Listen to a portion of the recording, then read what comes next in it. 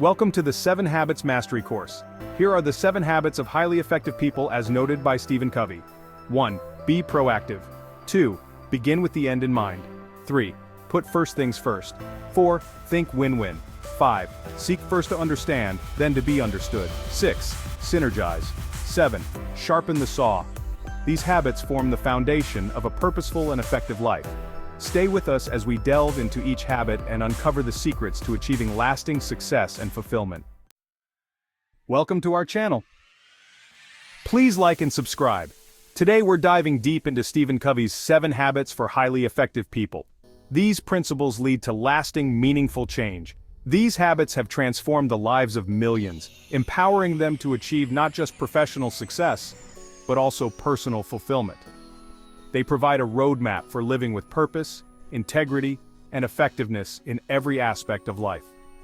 Over the next few minutes, we'll unpack each habit, revealing its power to reshape your perspective and unlock your true potential. So, get ready to embark on a journey of self-discovery and growth as we explore the 7 habits together. This isn't about being busy, it's about being intentional. Proactivity is about recognizing our power to choose our response to any situation.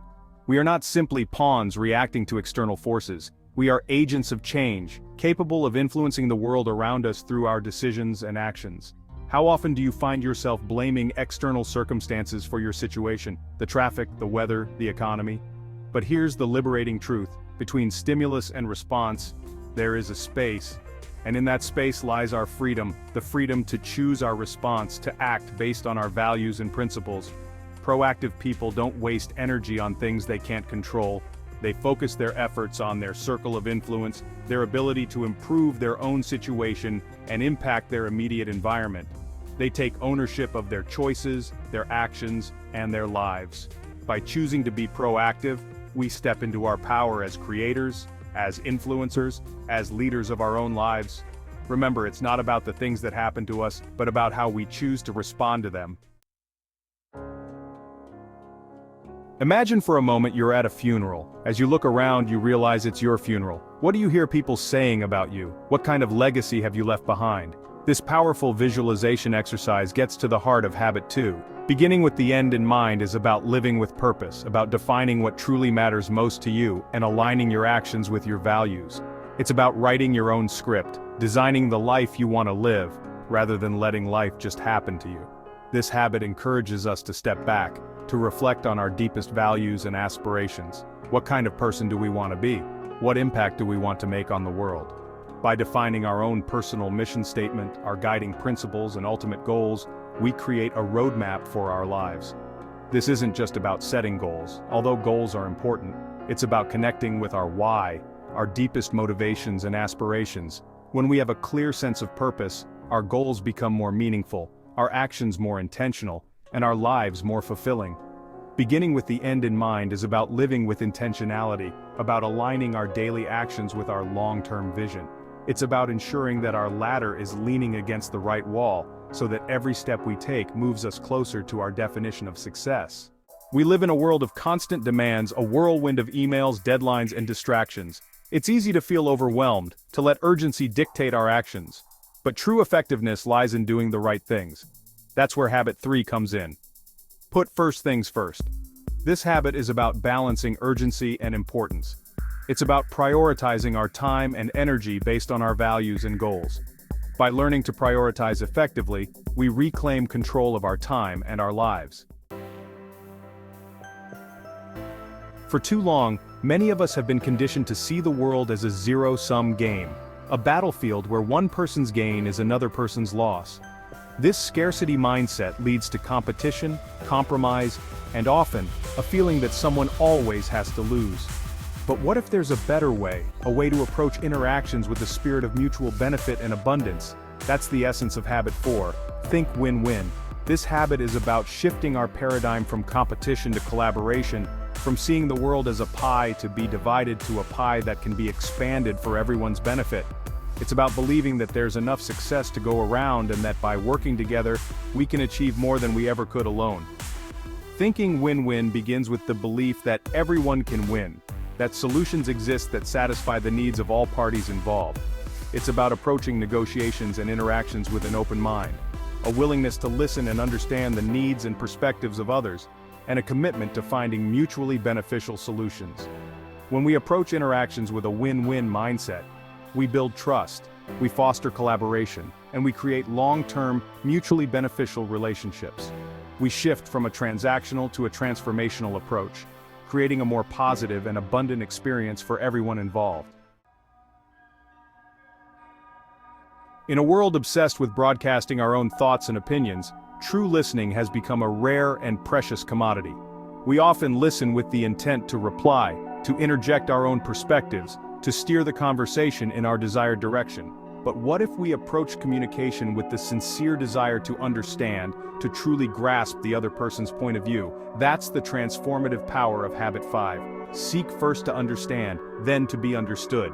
This habit challenges us to shift from our own autobiographical filters, our own experiences, biases, and assumptions, and to step into the shoes of the other person. It's about listening with empathy, with the intention to connect with the speaker's heart and mind, to truly understand their world as they see it. Empathetic listening goes beyond simply hearing the words being spoken. It's about paying attention to the speaker's tone of voice, their body language, their unspoken emotions. It's about asking clarifying questions, reflecting back what we've heard to ensure understanding, and suspending judgment. When we truly feel heard and understood, something magical happens. Walls come down, defenses soften, and genuine connection becomes possible. We create a safe space for open and honest dialogue where ideas can be shared, perspectives can be explored, and solutions can be found. By mastering this habit, we transform our relationships both personally and professionally. Imagine a forest ecosystem. Trees, plants, animals, fungi. Each element plays a unique and vital role in the intricate web of life. No single species can survive alone.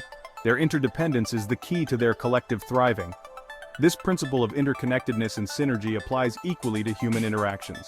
That's the essence of Habit 6, synergize. Synergy is the principle that the whole is greater than the sum of its parts. It's the understanding that when diverse individuals with complementary strengths come together, they can create something truly extraordinary. It's about valuing differences, respecting diverse perspectives, and leveraging the collective wisdom of the group. Synergy doesn't just happen, it requires conscious effort and a willingness to embrace different viewpoints. It requires creating a safe space for open dialogue, where individuals feel comfortable sharing their ideas, challenging assumptions, and building on each other's creativity. Think of a jazz ensemble. Each musician brings their own unique style and improvisation to the performance. When we embrace synergy, we move beyond compromise to creative cooperation, achieving solutions better than any one individual could have imagined alone. Imagine a lumberjack tirelessly chopping down trees day after day. He's working hard, but his saw is dull, making his work increasingly difficult and inefficient.